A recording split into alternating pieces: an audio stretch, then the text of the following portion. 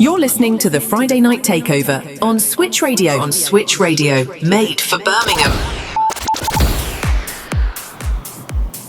So big welcome to the Friday Night Takeover. Once again, in the studio, we've got an amazing guest DJ. This week, we got Sean Baxter.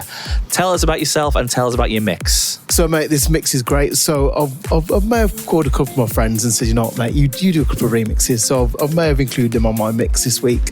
But yeah, so I'm DJ Baxter, and yeah, my mix is going to be great. It's going to be fun, energetic, and it's going to definitely get you in that weekend mood. So, you got a few exclusives on there as well. I'm liking the sound of that. Yes, mate. So, have you got any interest in upcoming gigs? To be fair, as the student season's gone, I'm at.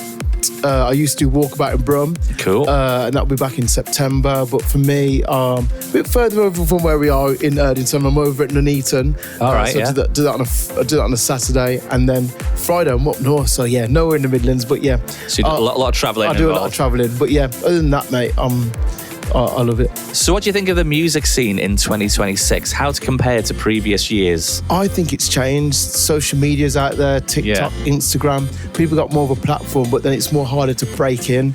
So say, for instance, you're just starting out, you're like, I want to get a platform. I say go on those platforms and use them to the best abilities. I think a good word is saturated, oversaturated at the moment. There's a lot of DJs, a lot of people out there who want to be DJs. So anyway, tell us about your DJ equipment. So I run an MC4000 Serato. That's like the music that we play out with. So what's one piece of equipment you couldn't live without? I'm going to say my laptop, because literally it lives and breathes. It does my emails, it does my admins. It actually carries on to the gigs, it downloads the songs. Literally, I couldn't live without it. Yeah, you definitely need it. Yeah. So what's the weirdest request you've been asked to play? I got asked for, at least it's going back years and years back. You remember the Birdie song? Oh, used to the actions. I'm sure some people are doing the actions. Speaking of that, that's more of a Cal Clark thing. We had him on last week as well. He'll know all about that one. Yeah, I got asked for that. All right, we're going on to the quick fire round now. So simple, straight answers, okay? Vinyl, CD, or controller? I love vinyl, so it's vinyl for me. Vinyl. House, D&B, or garage? Garage. You have to do your garage voice for that. Best club anthem ever? As bad as it sounds, Robin S. Show Me Love. Most overrated track?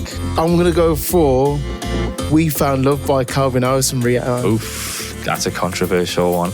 Let's go the other way now then. Most underrated track?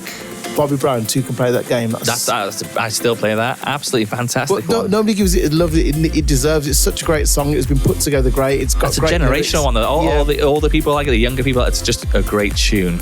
So let's talk about the local scene. This is local radio and we want to know all about things local. Do you think it's harder or easier to break through as a DJ now or 10 years ago?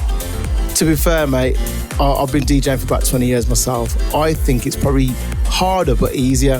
So listen to me out. It's harder. Let's explain that one then. Because it's saturated, as we said earlier about the whole getting to the scene. It's saturated. There's a lot of people, but also it's easier because you're in front of loads of people. So you got your platforms like Instagram, TikTok, and all those various social stuff. So you're in front of more faces, but getting yourself actually in the club and networking, I feel like there's not much people that. It's more about getting your foot in the door, isn't it? Getting that foot in that door. So. Definitely. All right, and tell us the funniest thing that's happened to you whilst DJing. You know, you're dancing. Everyone's dancing. Like, oh yeah, right. I've got my piece. It's just there, and you just.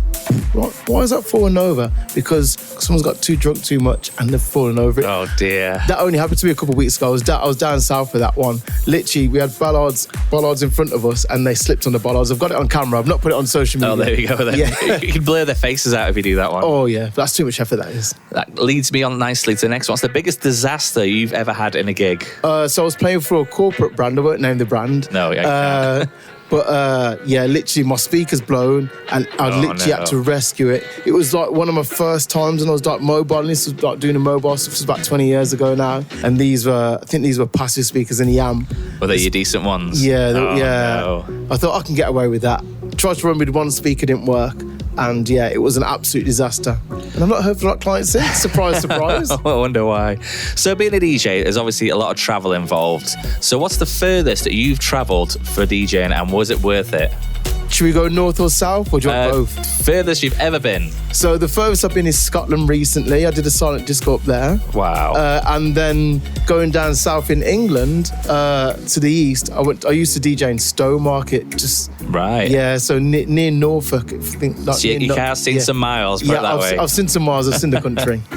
Have you ever got lost on the way to any of these gigs? Yes, plenty of times. Oh, I think we all have. Yeah, so I've ended up on the wrong train when I used to do Stowmarket. I didn't used to drive I don't think I've done that one. And that goes to Colchester, so that was really awkward. Oh, God. But on the literally to Newcastle, it was like, I'm like, oh, am I there yet? Am I there yet? And because it was a bodybuilding show, I was like, oh, okay, it's there. And it's just some random place in the middle of nowhere. That is the wrong one. Yeah. Yeah, I think we've all been there. So, talk about DJing then. What's the most annoying thing people do when DJing? You know when you DJ, you're a DJ yourself, and somebody mimics you like you're mixing. They do the pose. Yeah, the obviously it's radio, you can't see, but if you get your hands on your ears and then you pretend to scratch the decks, that gets to me as well. Yeah. It's either that or the cut in the neck one where they say, I don't like this song. This song. So, what's the most ridiculous thing somebody's ever said to you whilst DJing? You got a full dance floor and you got that one person. Sorry, Karen, if that's you listening to this tonight. Sorry for you. Then we go, can you play something you all can dance to? Whilst the dance floor is full in its entirety. The irony. Yeah. Or the worst one is when they grab your neck and go, and then you get your ear full of like spit. Yeah. So name a situation that every DJ has experienced at least once. For me, it's playing to four walls. I think you're not a proper DJ if you've not playing to four walls. Yeah. I used to do a nightclub back in the day where it used to get busy really late. Yeah. And playing to four walls, you're like, is anyone going to come tonight? Am I playing to myself? Am I playing to the staff? Have you ever met anybody famous whilst DJing? Well, I used to do a bit of radio myself back in the day, so I didn't count that as DJing. But have you ever interviewed anybody or spoken to I famous? met a couple of people.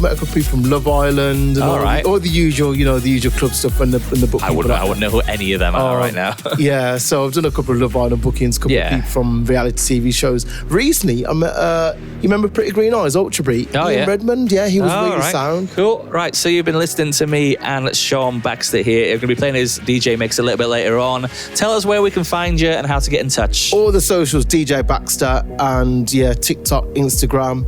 I try and be uniform, everything. DJ Baxter, and literally that's DJ BAXTR, like the soup. Yeah. And that's where you can find me. Just like the soup. All right, well, thank you very much for having me on the show, and we'll get onto your mix a little bit later on. Thank you. Super.